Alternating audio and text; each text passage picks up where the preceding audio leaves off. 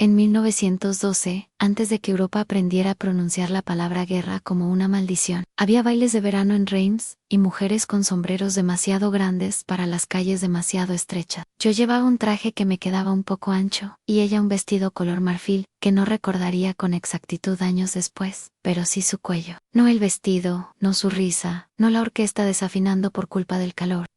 Fue entonces cuando sentí por primera vez ese perfume en su piel, una fragancia que ninguna flor del jardín podía explicar. No era violeta ni lavanda, no era jazmín ni rosa. Era algo más oscuro, como si hubieran molido recuerdos junto con los pétalos. Ella estaba de espaldas, hablando con Luke, y yo me acerqué por detrás con una copa de vino barato en la mano. Apartó un mechón de pelo y el olor me golpeó con una intimidad que no merecía todavía. Recordaré siempre que Luke fue el primero en hacerla reír aquella noche. También recordaré que fue conmigo con quien bailó el último vals, cuando la orquesta ya bostezaba y los camareros recogían sillas. Fueron detalles pequeños, aparentemente sin importancia. Como casi todo lo que cana el tiempo, acaba doliendo. Yo no sabía que algún día daría vueltas a ese perfume, como un perro que no encuentra el sitio donde acostarse. No sabía que regresaría de la guerra contando sus notas una por una, preguntándome quién se lo había regalado, quién había pegado la nariz a su cuello en mi ausencia. En 1912, la duda era todavía un animal que dormía muy lejos. Se despertó una tarde helada de enero de 1919, cuando volví al apartamento de la Rue de Tembour, con una maleta ligera y demasiados silencios en los bolsillos. La ciudad seguía siendo Reims puro, era Atra. La catedral sin techo se veía desde la esquina, más negra, como si la hubieran ahumado desde dentro. Las fachadas heridas enseñaban ladrillos como huesos. No había caballos tirando coches de alquiler, sino camiones con lona militar y mujeres con brazaletes de la Cruz Roja andando deprisa, como si llegar demasiado tarde se hubiera vuelto un hábito. Subí las escaleras con la rodilla protestando en cada peldaño. El pasamanos tenía manchas nuevas que nadie se había molestado en limpiar. El vecino del primero, el señor Dupont, no asomó la cabeza por la puerta como solía. Años más tarde supe que no había sobrevivido al invierno del 15,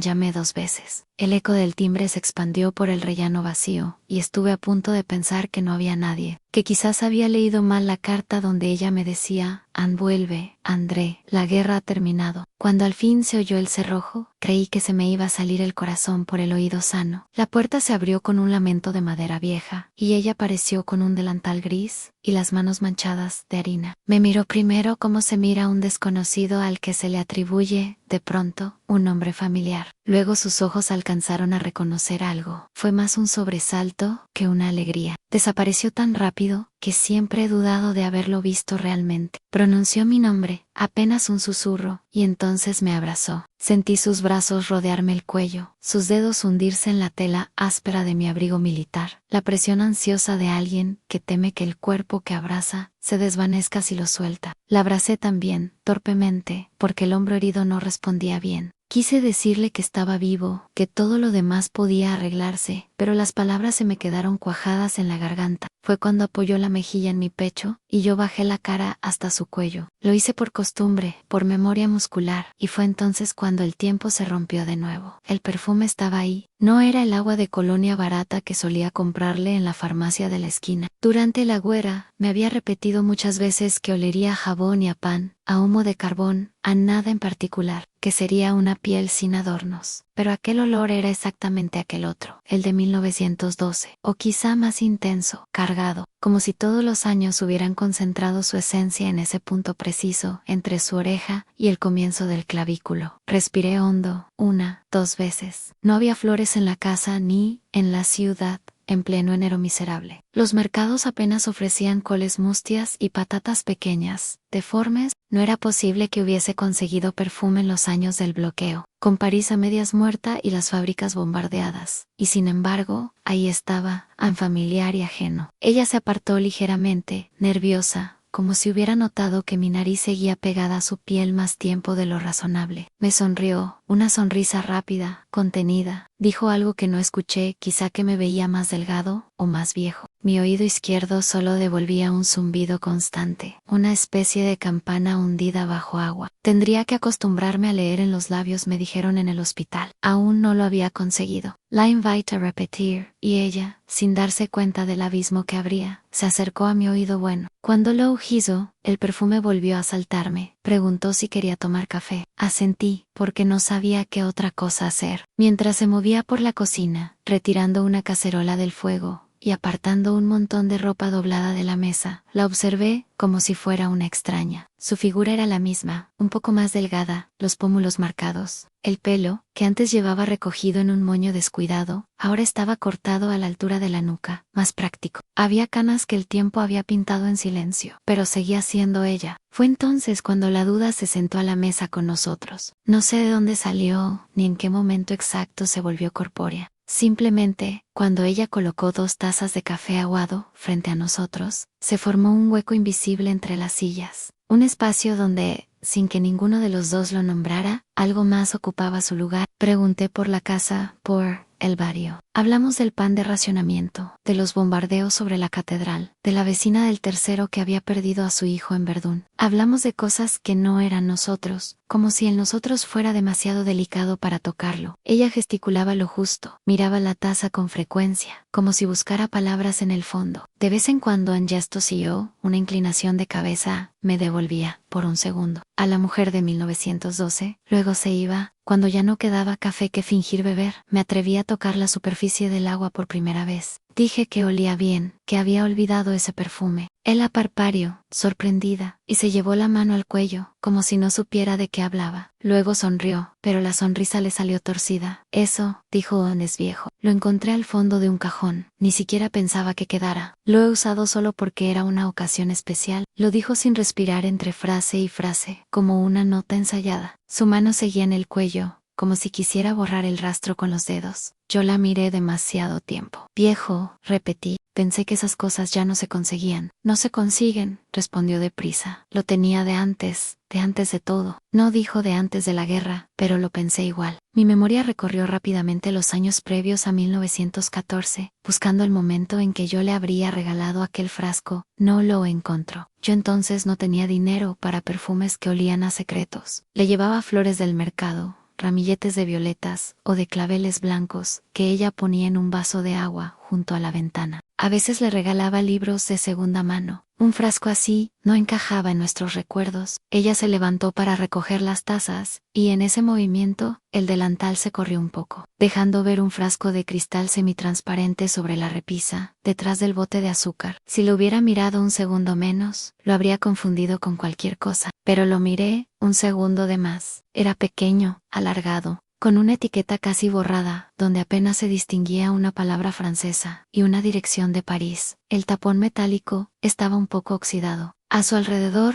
una aureola de polvo mostraba que alguien lo había movido recientemente. No pregunté nada, ni siquiera sé por qué. La sensación fue la de haber encontrado un arma y decidir, por voluntad o por cobardía, no tocarla aún. Me limité a seguir con la vista el temblor leve en los dedos de ella cuando recogía los platos. Aquella primera noche dormimos en la misma cama, pero con un océano en medio. Yo estaba acostumbrado a literas estrechas, cuerpos de hombres desconocidos a pocos centímetros, ronquidos, toses ahogadas, el murmullo lejano de la artillería. Allí, el silencio era otro tipo de estruendo. El colchón me pareció demasiado blando, el techo demasiado intacto. No pude dormir. Ella se dio la vuelta varias veces, sin atreverse a pegarse a mí del todo. En cierto momento, ya en la oscuridad absoluta, sentí que acercaba la mano, con cuidado, hasta mi pecho. La apoyó un momento y la retiró enseguida, como si se hubiera quemado. Fenchito, el perfume seguía colgando en el aire, dormido también. Tal vez soñando con 1912, había pasado tanto tiempo, que no supe si era normal, que la intimidad nos pareciera extraña. Había visto a soldados besar a sus mujeres con un hambre animal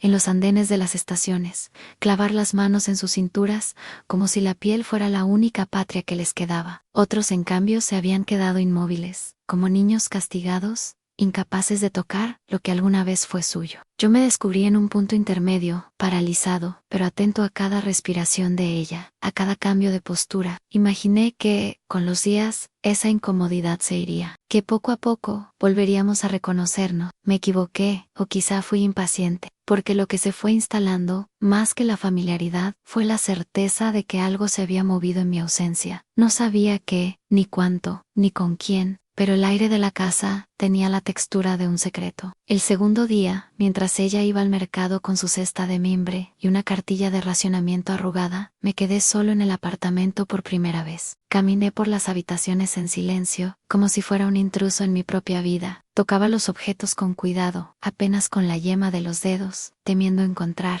no sé qué, una camisa de otro hombre, una carta olvidada, on error visible. Me odié por pensar así, me odié, pero seguí buscando. En el dormitorio, abrí el armario. Mi ropa seguía allí, sorprendentemente ordenada, como si hubiera esperado obediente a que mi cuerpo volviera a llenarla. Había algo reconfortante en esa visión. Durante meses, en el frente, no tuve más pertenencias que una manta áspera y un fusil. Cerré el armario con cierto alivio, y me giré hacia la cómoda. El segundo cajón se atascó un poco al abrirlo. Dentro, perfectamente doblados, estaban sus pañuelos, algunos guantes, medias enrolladas en parejas. En un rincón, una caja de latón con botones sueltos, alfileres, pequeños objetos sin importancia. Toqué uno de los pañuelos, lo acerqué a la cara. Olía a jabón y al polvo del cajón. Nada más anés. Nada más me tranquilizó un instante. Fue en el tercer cajón donde lo encontré. Parecía una carta cualquiera, doblada en 4, sin sobre. Estaba escondida bajo una pila de manteles de lino, como si alguien la hubiera puesto allí deprisa, a falta de un lugar mejor. El papel estaba un poco amarillento en los bordes, pero no tanto como las cartas que yo le había mandado desde el frente, y que ahora guardaba en una caja bajo la cama.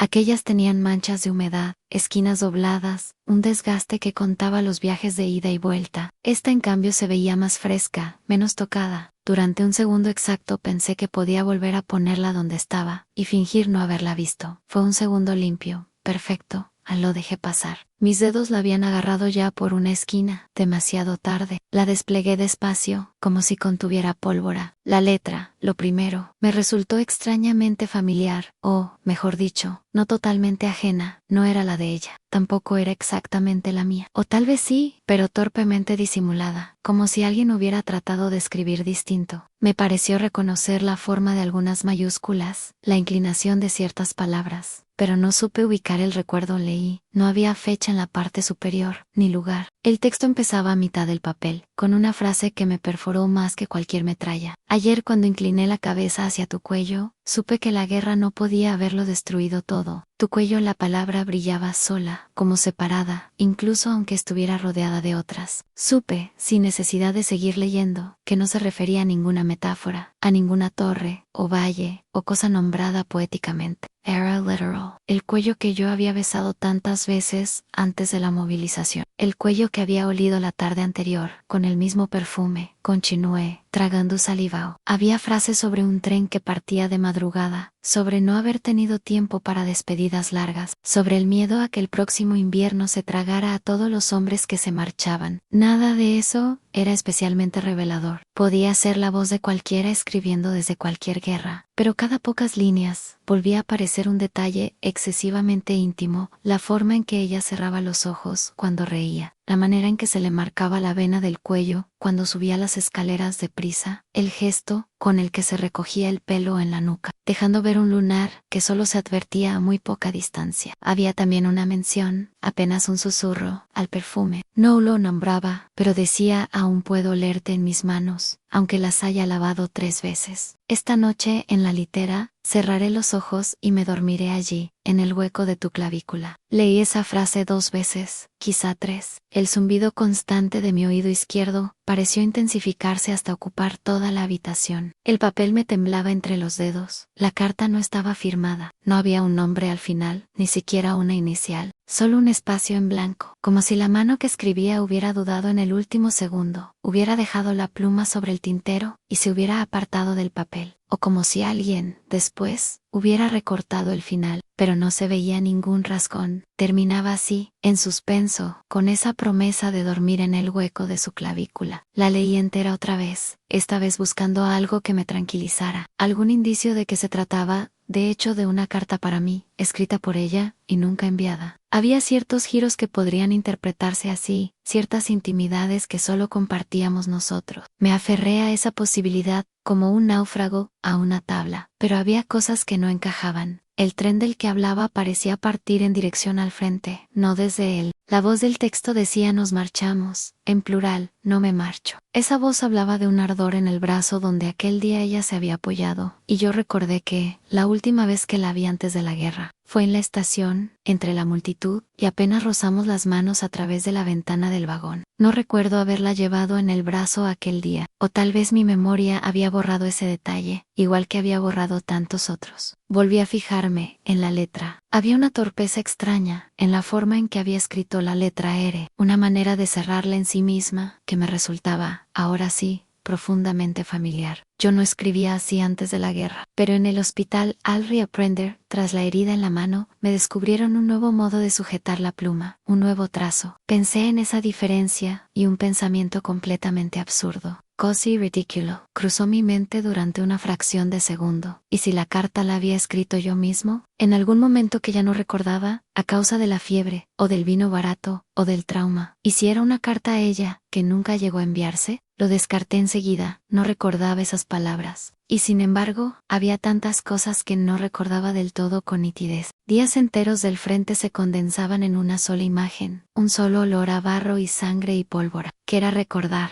después de tantos estampidos? ¿Qué garantías tenía de que mis recuerdos fueran más verdaderos que los suyos, que los de cualquiera? Doblé la carta con cuidado. El papel crujió con un sonido demasiado fuerte en la habitación silenciosa. Durante unos segundos, me quedé quieto, con la cabeza agachada, los codos apoyados en la cómoda, la carta entre las manos. Podía devolverla a su sitio. Podía guardarla en mi bolsillo, podía preguntarle esa misma tarde. Opté, sin pensarlo demasiado, por otra cosa. La coloqué encima de la cómoda, a la vista, pero no demasiado. Lo suficiente como para que, al abrir el cajón, ella la viera enseguida. No lo hice por crueldad, o al menos, no me lo admití. Me dije que era una manera de abrir un hueco a la conversación, de forzar a las palabras a salir de donde se habían escondido. La verdad es que, en ese momento, ya no sabía muy bien qué hacía. Esa noche, cuando ella entró en la habitación con una vela en la mano, vi cómo sus ojos iban, sin quererlo, hacia el mueble. El temblor casi imperceptible en la mano que sostenía la vela delató que había visto la carta. Contuvo un gesto, un medio paso hacia la cómoda, y luego lo reprimió.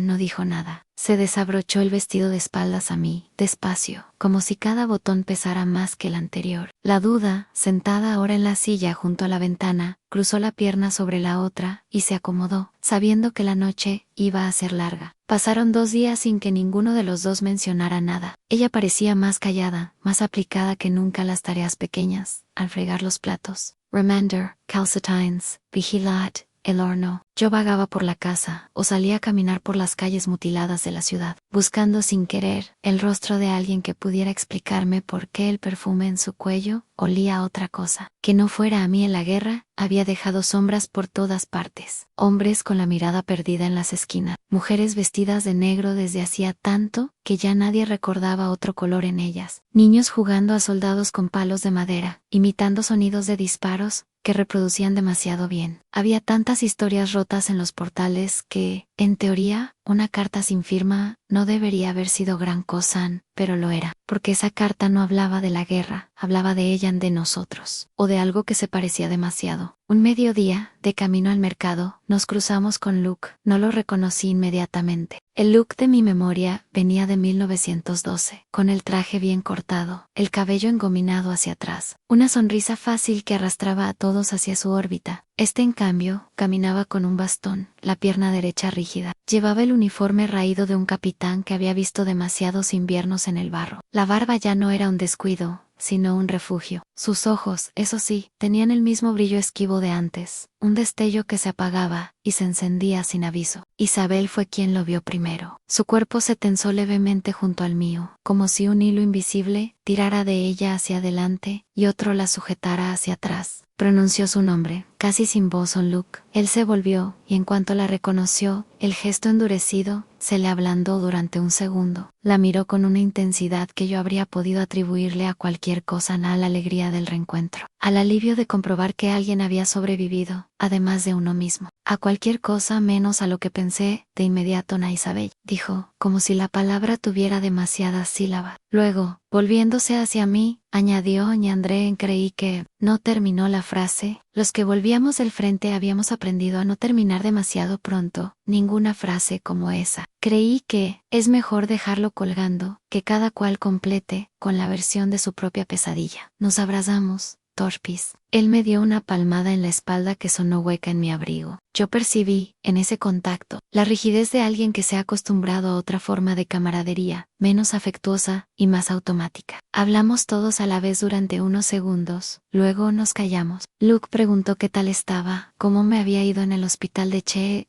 Todieri, como si supiera detalles que yo no recordaba haberle contado. Isabel lo miraba alternativamente a él y a mí, midiendo la distancia entre ambos. A ratos sentí que yo estorbaba en aquella conversación, que aparentemente me incluía. Fue Isabel quien propuso, con una naturalidad cuidadosamente ensayada, que subiera a tomar algo a casa. La frase me atravesó como una ráfaga fría. No era extraño invitar a un viejo amigo en una ciudad que se reconstruía trozo a trozo. Después de todo lo pasado, las puertas cerradas parecían una forma de mezquindad. Pero vi una sombra fugaz en la cara de Luke, como si la idea de estar en nuestra casa no fuera enteramente nueva. Para él la aceptó, claro. ¿Cómo negarlo? Sin dar importancia precisamente a lo que se quería minimizar. Subimos los tres la escalera, el sonido de su bastón, golpeando cada peldaño, marcando un ritmo nuevo. Yo iba un paso detrás, y en algún momento, al ver a Isabel y a Luke frente a mí, recortados contra la luz pobre del rellano, tuve la impresión de estar irrumpiendo en una escena que no me pertenecía del todo. En el apartamento, el aire pareció hacerse más denso. Isabel se movía con una soltura tensa, poniendo agua a calentar para café, buscando tazas que no estuvieran desportilladas. Luke se acercó a la ventana y se quedó mirando hacia la catedral herida, con la mano apoyada en el cristal. «Viniste muchas veces durante los bombardeos», dijo ella, mientras sacaba una caja con galletas de algún sitio secreto. Las palabras escaparon como un tropezón. Reparó en ello enseguida e intentó corregirlo.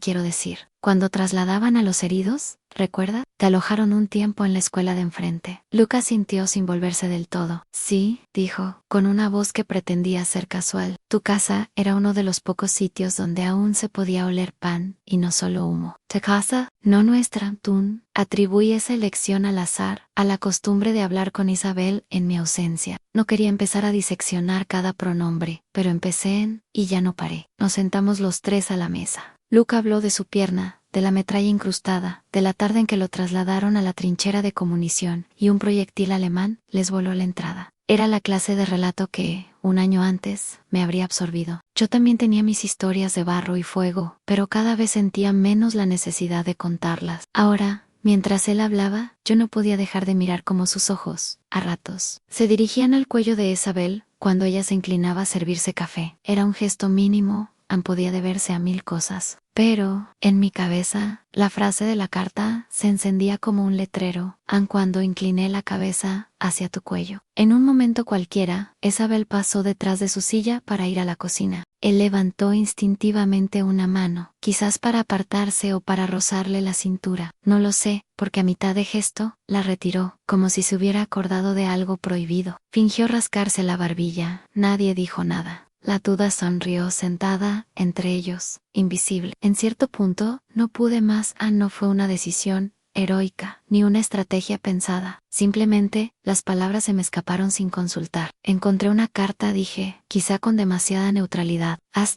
En el cajón de la cómoda. Isabel se puso rígida. Luke dejó de golpear la pata de la silla con el bastón. El silencio se instaló como una cuarta presencia, pesada, frente a nosotros. Una carta, repitió ella, con una voz que pretendía ser indiferente, y no lo consiguió. Sí, dije sin firma. Vi en sus ojos una especie de cálculo rápido, una carrera entre frases posibles. Al final eligió una Han es mía, dijo Han o lo era. Te la escribí durante la guerra. Nunca llegué a enviarla. La respuesta vino demasiado deprisa. Me vi asintiendo, como si la explicación me resultara plausible. Ann podía hacerlo. Que ella escribiera una carta a un marido en el frente y luego la guardara. Por falta de sellos, por censura, por miedo, Ann podía. Pero la voz que hablaba en aquella carta no sonaba como la suya. Y sobre todo, usaba imágenes que ella nunca utilizaba conmigo. Recordé sus cartas reales, hablaban del frío en las ventanas, del pan negro, de la señora Martin del tercero, que lloraba demasiado alto por las noches. Eran cartas prácticas, con un cariño que se mostraba más en lo que no decía que en metáforas. Nunca me había hablado de dormir en el hueco de mi clavícula. Entre otras cosas, porque yo estaba allí, en el frente, y ella en una ciudad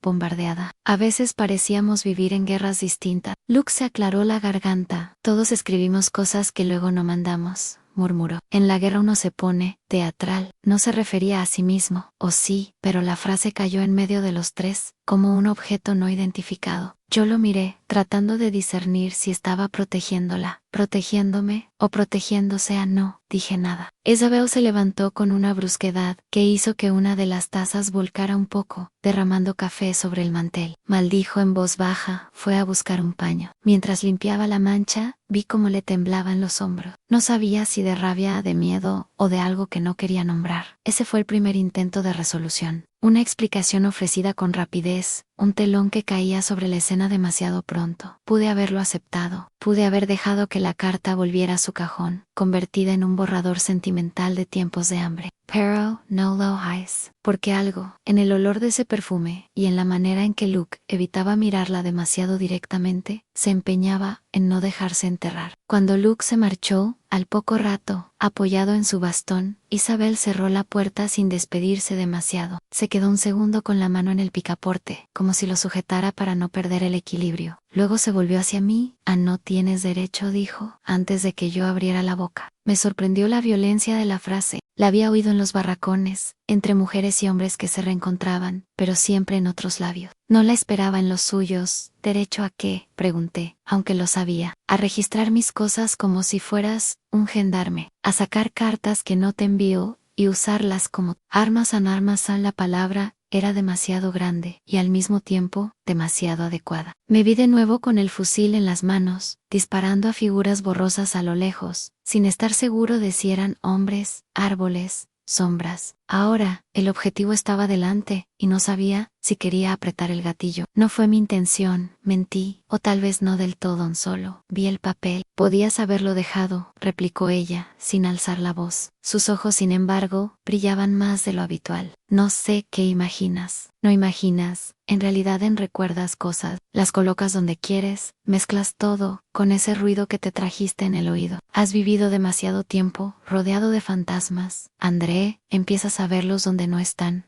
Quizá tenía razón, quizá el mundo, después de tanto estruendo, me devolvía ecos donde solo había paredes lisas. Pero el perfume, pensé, el perfume en tu cuello, ese no es un fantasma. Se lo dije, con menos poesía de la que sentía. Te possessed perfume murmur, ese que no sé de dónde ha salido. Y una carta sin firma, hablando de tu cuello. ¿Qué quieres que piense? Quiero que recuerdes quién soy, dijo ella, muy despacio. Quiero que recuerdes que todo este tiempo he estado aquí, esperando cartas que a veces no llegaban, sin saber si estabas vivo o muerto. Y que mientras tú no estabas, la casa siguió respirando. No podía dejar de hacerlo solo porque tú estabas lejos o respirando. Pensé en Luke, en el bastón golpeando los peldaños de la escalera. Pensé en el pan que alguien amasaba en nuestra cocina mientras yo dormía en el barro del frente. Y pensé en algo que había oído decir a un teniente borracho una noche. A nadie es fiel a un fantasma. No respondí. Ella se acercó al tocador, cogió el frasco de perfume, y ante mi sorpresa, lo destapó. Lo colocó frente a mí. Míralo, dijo. Huélelo si quieres. Lo hice. El olor era más intenso en el cristal que en su piel casi marenti. Notas de algo que no sabía nombrar. Tal vez bergamota, tal vez otra cosa, mezcladas con un fondo almizclado. Me recordó a un pasillo largo en penumbra, más que a un campo de flores. es de antes, insistió. Me lo regaló. Dudó, solo un segundo, y en ese hueco cabía el nombre de cualquiera, una conocida. Antes de casarnos, lo dejé guardado, porque me parecía demasiado, y porque tú siempre hablabas de la sencillez, de que no hacían falta adornos caros. Ahora, se calló, como si hubiera dicho demasiado. Sus dedos jugaban con el tapón. ¿Ahora qué?, pregunté. Ahora quería recordar algo que no fuera esta guerra, respondió por fin. Quería olerme, y no oler solo a carbón. Es un crimen. No era un crimen, y sin embargo la sombra de Luke apoyado en el marco de nuestra ventana seguía ahí, como una mancha que no se iba con agua y jabón. Asentí, como si diera por zanjado el asunto. Sabía que no lo estaba. Las semanas siguientes fueron una colección de escenas pequeñas pegadas con saliva reseca. Yo iba algunas mañanas al registro de veteranos, a tramitar papeles para una pensión que nunca llegaba del todo. Otras, me ofrecía como peón en las obras de reconstrucción, cargando ladrillos con la mano que aún me respondía. El mundo parecía hacer esfuerzos torpes por parecer normal. La gente se casaba, se moría, compraba pan, reía demasiado alto en los cafés, como para espantar recuerdos. Isabel, por su parte, se instaló en una rutina de meriendas compartidas con las vecinas. Colas infinitas para conseguir carbón, y visitas esporádicas a la iglesia medio derruida, donde se empeñaba en encender velas en altares sin techo. Luke apareció un par de veces más, una, para traer noticias de un antiguo compañero que se había quedado sin piernas, y vivía ahora con una hermana en las afueras, otra simplemente, para dejar en la puerta un saco pequeño de harina, que había conseguido quién sabe cómo. Cada vez que su figura se recortaba en el umbral, yo sentía que la habitación se llenaba de una electricidad nueva. Él sonreía, hacía chistes sobre su pierna terca, preguntaba por mi oído, como si le preocupara sinceramente. Una tarde cuando Isabel no estaba, vino solo, apoyado en su bastón. Pasaba por aquí, dijo, aunque su casa quedaba en la otra punta de la ciudad. Quería saber cómo lo lavas, se refería a la vuelta, al después. Lo vi en la manera en que evitaba usar palabras como feliz, contento, tranquilo. Ningún hombre del frente estaba realmente bien. Lo sabíamos, en algunos lo disimulaban mejor. Nos sentamos, abrimos una botella de vino barato, que había sobrevivido milagrosamente en la alacena. Hablamos al principio de cosas generales, en las conferencias de paz en París. Los rumores de nuevas fronteras, nombres de políticos que se sentían tan lejanos, como si pertenecieran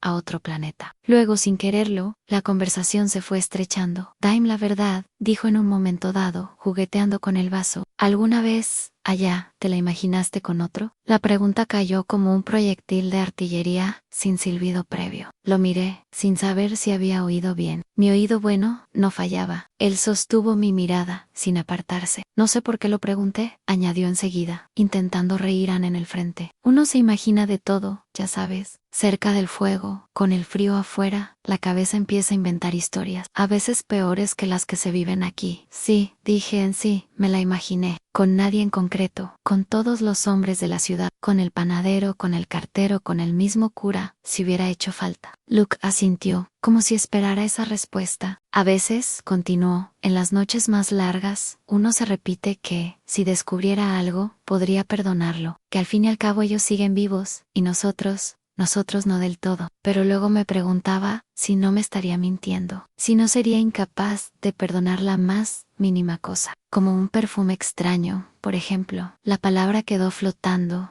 En perfume, lo miré fijamente. ¿Sabes qué perfume usa?, pregunté, como si fuera una casualidad. Hizo un gesto vago con la mano. Siempre ha olido a pan y a jabón, ¿no?, respondió, mirando al techo. No me fijo en esas cosas. Mintió, lo supe, porque sus dedos, que habían estado tranquilos hasta entonces, empezaron a tamborilear en la mesa con un ritmo nervioso. También lo supe porque recordó demasiado deprisa que siempre había olido a pan y jabón. Nadie tiene guardada en la memoria la neutralidad de un olor, sino ha notado el momento exacto en que dejó de ser neutro. En ese instante, me pareció ver claramente la escena, un bombardeo sobre la ciudad. Luke alojado en la escuela de enfrente. Isabel bajando al sótano con una vela, compartiendo pan y vino en la penumbra. Alguien sacando de repente un pequeño frasco de perfume de un bolsillo interior, como si fuera un tesoro precioso, un gesto casi ridículo en plena guerra. Ella inclinando el cuello, él pegando la nariz a su piel, con una reverencia ceremonial. La guerra durante un segundo, afuera, suspendida. El problema de las escenas que uno imagina con demasiada nitidez, es que empiezan a superponer capas sobre lo real hasta ocultarlo. Yo no estuve allí,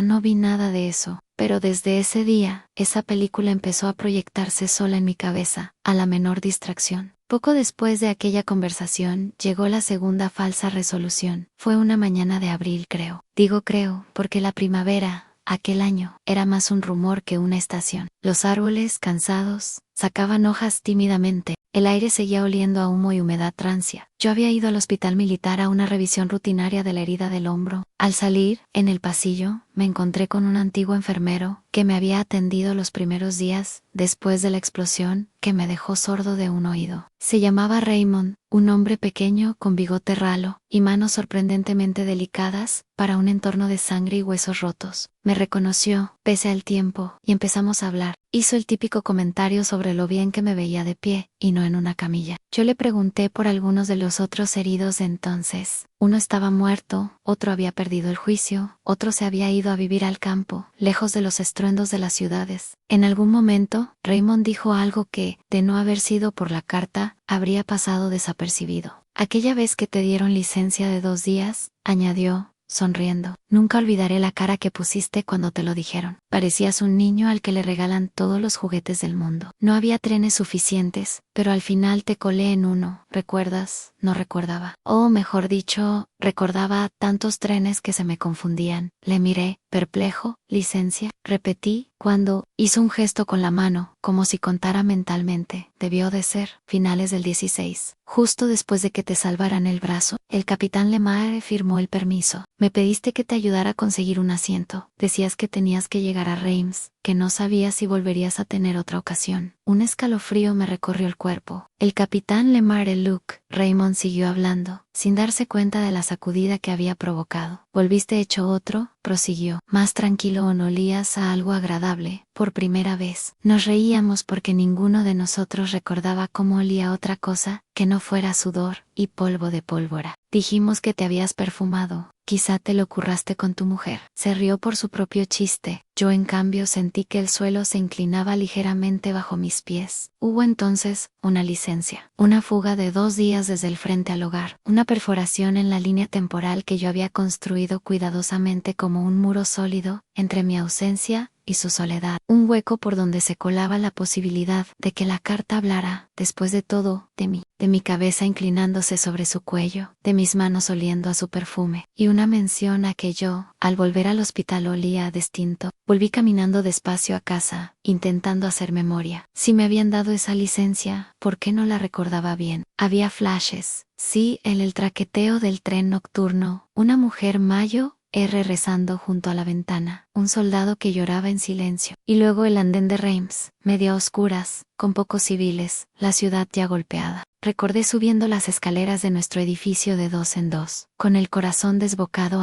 y luego, nada. Un vacío, como si alguien hubiera arrancado esa página del libro. Al llegar al portal, el señor del primero, ese que yo daba por muerto, se asomó y me saludó. Había envejecido 20 años. Me rodeó de preguntas y recuerdos, y en alguno de ellos se le escapó una frase: «En aquella vez que volviste tan rápido, y te fuiste tan rápido», dijo, «apenas ci vimos. Tu mujer bajó a buscar pan al día siguiente, y ya no estabas». Yo lo miré, intentando imitar una sonrisa. «Sí», dije, probando la palabra en la boca en aquella vez. Subí las escaleras con una sensación extraña, como si mi propio pasado me estuviera espiando desde los descansillos. Esa noche, saqué de nuevo la carta del cajón. La leí a la luz vacilante de la vela, sosteniéndola con la mano menos torcida. Esta vez, traté de leerla como si fuera mía, como si fuera yo el que hablaba. El plural «nos marchamos» pudo referirse a mi batallón, el tren al que Raymond me había ayudado a tomar, el hueco del cuello, a ese fragmento de noche que mi mente se obstinaba en ocultarme. En paz se crear, con una mezcla de alivio y miedo, que toda mi sospecha no era más que el reflejo distorsionado de mi propia memoria, rota, que había escrito esa carta a Isabel, en algún punto entre la ida y la vuelta al infierno, y que, por alguna razón, censura falta du valeur, anuncio de una nueva ofensiva. Nunca llegué a enviarla, quizás se la di en la mano, quizá la olvidé sobre la mesa, quizá ella la guardó en el cajón, incapaz de tirarla. Aquella posibilidad me tranquilizó de una manera dolorosa, porque si la carta era mía, entonces el perfume en su cuello podía ser, simplemente, el rastro de algo nuestro que había sobrevivido, a pesar de todo. La sombra de Luke, en esa versión, se reducía a la de un amigo que ayudó con un permiso, que trajo harina, que miró al cuello de mi esposa demasiado tiempo quizá, pero solo como un hombre, al que le habían robado casi todos los paisajes bellos. Dormí mejor esa noche. El animal de la duda, acurrucado a los pies de la cama, pareció por unos días menos hambriento. Caminé por la ciudad con menos peso en los hombros. Incluso llegué a hablar con Isabel con algo parecido a la ligereza de antes, a hacer comentarios tontos sobre los sombreros ridículos que volvían a verse en las tiendas, sobre el rumor de que pronto habría azúcar de verdad y no aquel sucedáneo agrio. Durante una semana, pensé que quizá la guerra me había jugado una mala pasada en la mente, pero que ahora, poco a poco,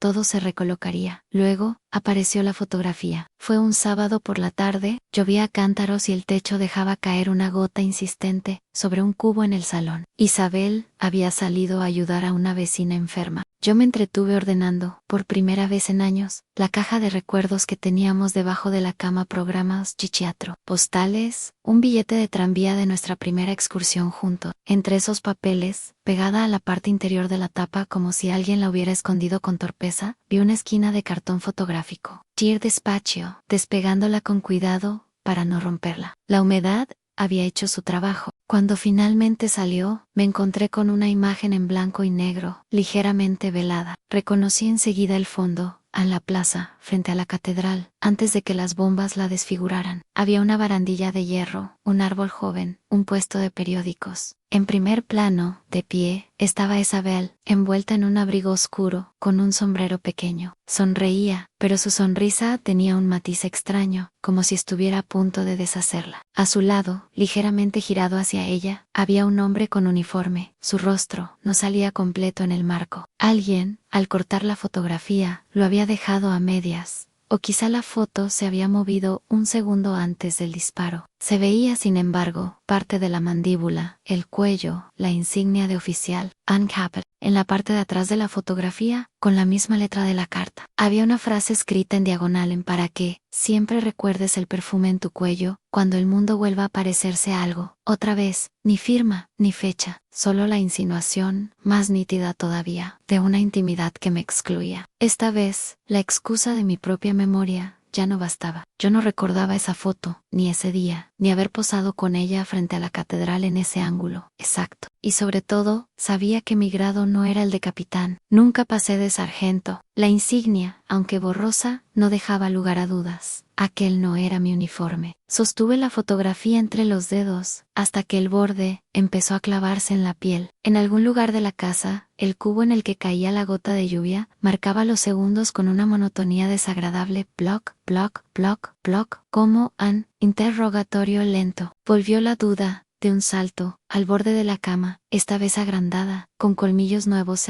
Se relamió el hocico. Yo cerré los ojos un instante, intentando no preguntarme quién había disparado la foto, quién había decidido recortarla así, quién había escrito esa frase en el reverso, ni quién, exactamente, había inclinado la cabeza hacia el cuello de Isabel en aquella plaza. El resto del día, lo pasé en un estado de semi-inconsciencia. Guardé la fotografía en el bolsillo interior de mi chaqueta, como si necesitara tenerla cerca del corazón, para sentir cuánto dolía realmente. Cuando Isabel volvió, empapada por la lluvia, con las manos frías y olor a ropa ajena, la de la vecina enferma, la miré con una mezcla de ternura y rabia, que no supe disimular bien. «Estás muy serio», dijo, mientras se sacudía el abrigo. «He encontrado algo más», dije. No hizo falta añadir que sus ojos se nublaron un segundo, como si una sombra los atravesara. «No puedo vivir en un juicio permanente, André», murmuró, antes de que yo sacara siquiera la foto. «No puedo, Anne». La saqué igual. La coloqué sobre la mesa, boca arriba. Ella la miró un largo rato sin tocarla, como si fuera un insecto peligroso. «Es una foto», dijo al fin, con una calma que no sentía. «De antes de que la catedral se quedara sin techo. ¿De antes de la guerra?», pregunté. «Oh, Durante, no».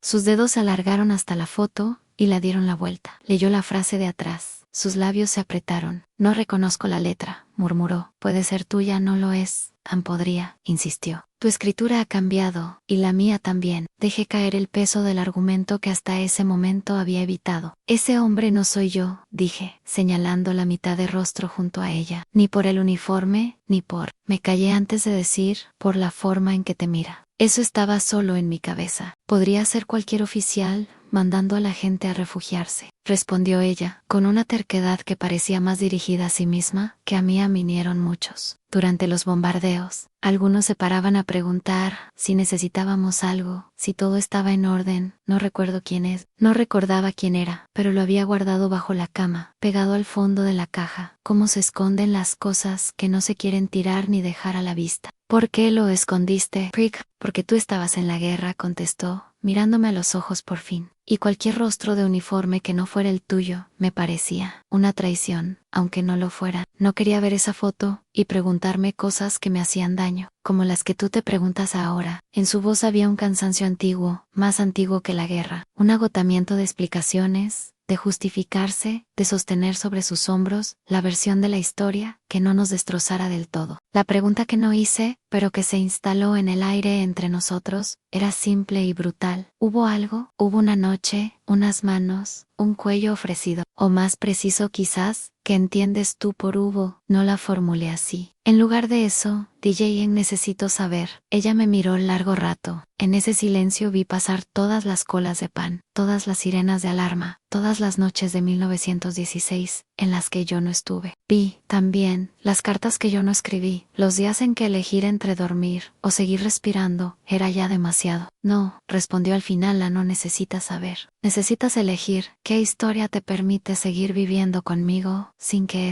este animal, señaló vagamente el espacio entre nosotros, te muerda cada vez que me miras. No lo dijo con crueldad, lo dijo con una lucidez que me asustó. Hablaron de todo menos de lo que más importaba durante los días siguientes. De la gotera, del nuevo horario del tranvía, de la prima de Isabel que había perdido a su segundo marido en el Marne. Yo iba al café del barrio y me quedaba horas sin beber, solo mirando el movimiento de la calle, la forma en que las mujeres agarraban de la mano a sus hijos, como si aún esperaran un estampido repentino. A veces, Luke entraba, se sentaba en una mesa al fondo, me saludaba con la mano, nunca se acercaba si yo no lo llamaba. Nunca lo llamé. En mis noches, la sospecha se iba agrandando hasta llenar la habitación. No se conformaba ya con ser un animal enroscado. Ahora se estiraba, caminaba por el techo, me susurraba al oído izquierdo, el sordo, como si supiera que era allí donde más eco hacía. Imaginaba escenas con una precisión que me horrorizaba y me fascinaba a la vez. Isabel bajando al refugio mientras los proyectiles silbaban sobre la ciudad,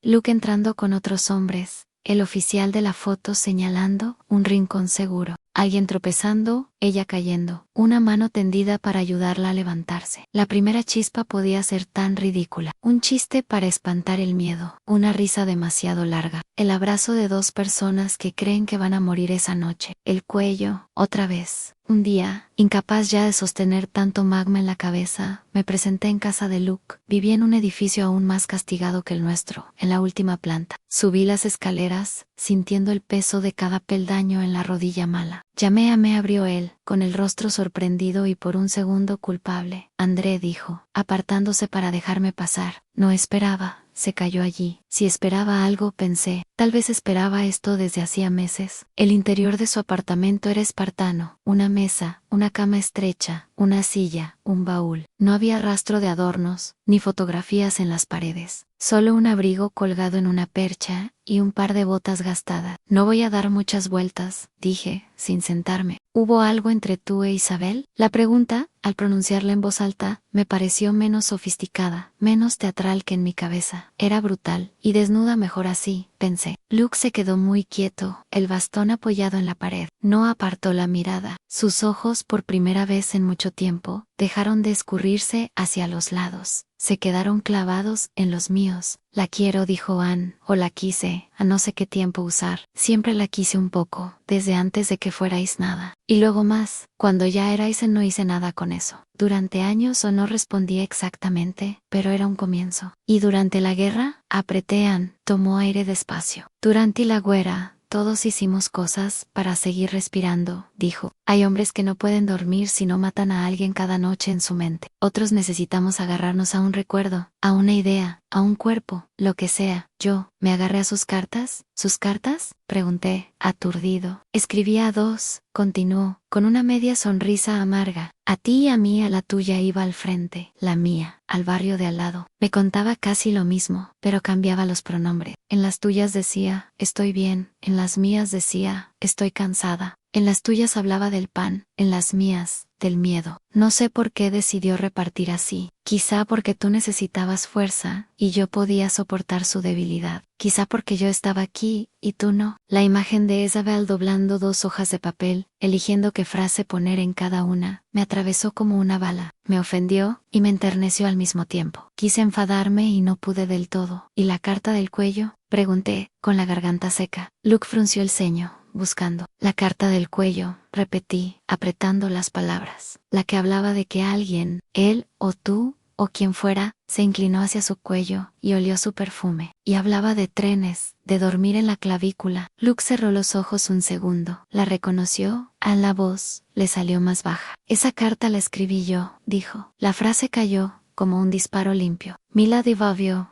añadió, casi enseguida. Anne dijo que no podía guardarla, que no era justo, contigo allí. Creo que intentó romperla, no sé por qué no lo hizo, juro que no la volví a ver. Me quedé, sin aire. Era como si todas las piezas del rompecabezas se hubieran movido 1 centímetro, encajando de otra manera a Luke. Luke había escrito la carta. Luke había olido, al menos en su imaginación, el cuello de Isabel. ¿Fue imaginado? Pregunté. O se apoyó en el bastón, con más fuerza. Fui a tu casa antes de volver al frente, dijo, despacio. Tenía el permiso firmado por el capitán, por mí mismo en realidad. Me quedaban unas horas. Isabel me invitó a tomar café. Hubo un silencio torpe. La guerra se había metido en las paredes. No sabíamos de qué hablar en ella. Olía bien, mejor que el frente en cualquier caso. Me incliné para besarle la mejilla, como siempre. Creo que rocé su cuello. Nada más a veces, una piel caliente en una casa en ruinas, es más de lo que uno puede soportar, sin imaginarse cosas imposibles. Valló la mirada. Luego, volví al frente y escribí esa carta en un tren lleno de hombres que dormían como muertos. No la envy. No tenía un destino que no fuera incorrecto. La guardé, no sé cómo terminó en sus manos. Quizá la olvidé en tu casa. Quizá la perdí en la calle. No lo sé, antejuro, por lo que quieras que no hubo nada más. No la toqué, como tú temes. Eso, al menos, te lo debo. El problema con los juramentos, después de una guerra, es que ya no significan lo mismo. Habíamos visto a hombres jurar que la ofensiva no comenzaría hasta el alba, y que amanecerían vivos. Habíamos visto promesas rotas como cáscaras de huevo, y sin embargo, allí, en ese cuarto desnudo, la voz de Luke tenía una verdad áspera que me resultaba más creíble que cualquier documento oficial. Quería golpearte, dije, con una sinceridad que me sorprendió. Desde que vi la carta, quería golpearte. Asintió, como si lo considerara justo. Puedes hacerlo, murmuró. Ahora camino, peor ganarás fácil. No lo hagáis. En lugar de eso, me senté por primera vez en su única silla, y me tapé la cara con las manos. Nada es limpio, dijo él, después de un rato. Ni lo tuyo con ella, ni lo mío con ella, ni lo suyo contigo. No hay líneas claras tan solo. Hicimos lo que pudimos, o lo que supimos o a veces, es lo mismo. Salí de allí con la cabeza aún más llena que antes. Tenía, al menos, una verdad parcial. A Luke amaba a Isabel a su manera. Había escrito aquella carta. Había fantaseado con su cuello perfumado. Isabel le había escrito también, dividiendo sus miedos entre 2 hombres. El perfume, el frasco, la fotografía, seguían donde estaban, pesando. Esa misma noche, volví a casa antes de que anocheciera del todo. Encontré a Isabel sentada junto a la ventana, tejiendo algo que no distinguí en la penumbra. No llevaba perfume, olía a lana cruda y a sopa de puerros. He hablado con Luke, dije, de pie, sin acercarme. Lo sé, respondió ella, sin dejar de mover las agujas. Su bastón hace más ruido que antes. Me dijo que te escribía. Añadían también a ti. ¿También? Repitió. No negó nada. ¿Me amabas menos, por eso? Pregunté, con un tono casi infantil que me avergonzó. Levantó la vista. Por fin. Había en sus ojos algo que no le había visto desde 1912 en una furia contenida. Te amaba tanto que me quedaba sin aire, dijo, y tú estabas allí, en ninguna parte. Tenía tanto miedo de que murieras, que no podía decírtelo todo. Si te contaba que lloraba cada noche, no podrías dormir en el barro. Si te decía que el pan sabía a ceniza, tú olerías esa ceniza en las trincheras. Necesitaba a alguien a quien contarle la parte fea, para que tú no te hundieras del todo. Luke estaba aquí, era conveniente. Y sí, quizá también estaba su forma de mirarme. Me hacía sentir que aún tenía un cuerpo, no solo una espera. ¿Eso te parece una infidelidad?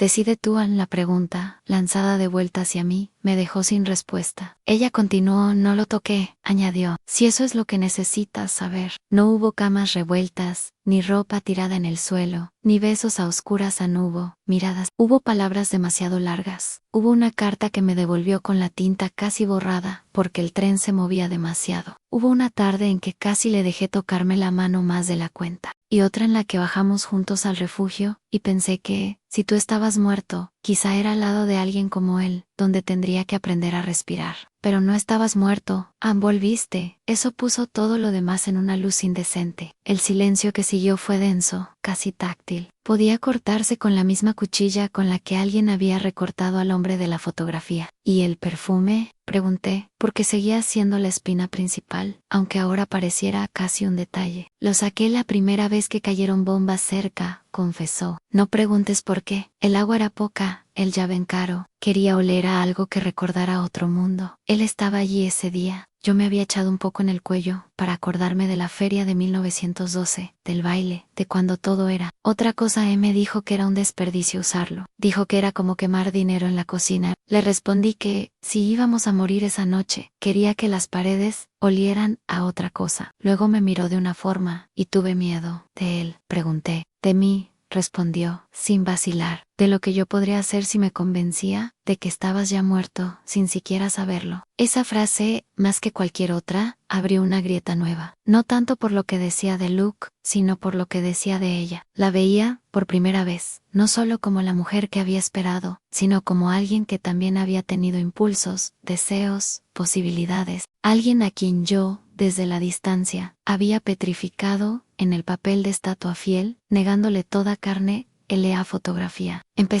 La guardé para recordar que no todo lo que parecía un principio lo era, dijo, adelantándose a mis palabras. Esa tarde acabó en nada. Él se fue, yo me quedé, con el eco. La escondí porque me daba vergüenza, no por lo que había pasado, sino por lo que había pensado. Podía ser verdad. Podía ser, también, otra versión acomodada. En cualquier caso, ninguna historia que me contara, me devolvería la sensación de pureza que, probablemente, nunca existió. Me di cuenta entonces de algo que me heló, más que la idea de un beso ajeno, en su cuello, incluso si me dijera la verdad, punto por punto. Incluso si pudiera mostrarme un registro exacto de cada gesto de cada carta, mi mente seguiría jugando con las piezas, recolocándolas, imaginando lo que no fue, dudando de lo que sí. La infidelidad posible se había vuelto menos importante que la certeza de que, a partir de ahora, siempre habría un margen de sombra entre nosotros. Isabel volvió a sus agujas, como si la conversación hubiera llegado a su límite. ¿Qué quieres que hagamos ahora?, pregunté, sintiendo el peso ridículo de la pregunta, como si hubiera un manual para estos momentos. Ella guardó la labor con cuidado, en la cesta. No lo sé, respondió, pero mañana iré al mercado, pasado remendaré la ropa de invierno, y esta noche, si quieres, me acercaré un poco más que ayer en la cama. Eso es lo que sé hacer. Lo demás, depende de si decides que el perfume que hueles en mi cuello eres tú, la guerra, o tus fantasmas. Me acosté junto a ella esa noche, sin tocarla al principio. El colchón seguía pareciéndome demasiado ancho. En la oscuridad, oí el leve roce de su cuerpo girándose hacia mí.